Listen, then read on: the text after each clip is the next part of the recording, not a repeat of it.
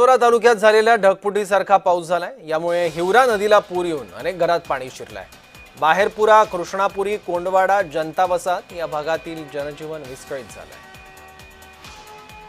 या नुकसानग्रस्त भागातील नागरिकांच्या सोबत संवाद साधलाय आमचे प्रतिनिधी जुगल पाटील यांनी।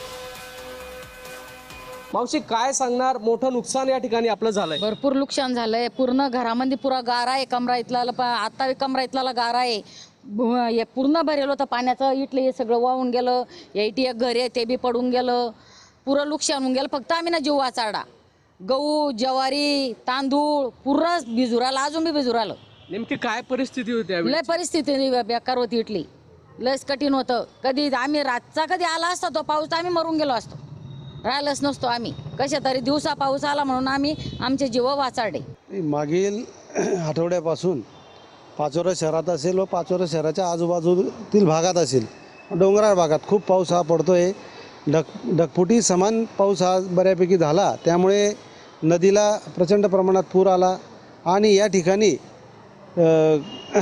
सरळ तिकडच्या पुलापासून तर या कृष्णापुरीच्या पुलापर्यंत संपूर्ण अखंड संरक्षण भिंत आहे, परंतु हा थोडासा भाग मधला 50 मीटरचा संरक्षण भिंतीचा निधी अपूर्ण असल्यामुळे तो होऊ शकला नाही। त्यामुळे जे पाणी या भागात घुसून या लोकांचं प्रचंड असं नुकसान झालं।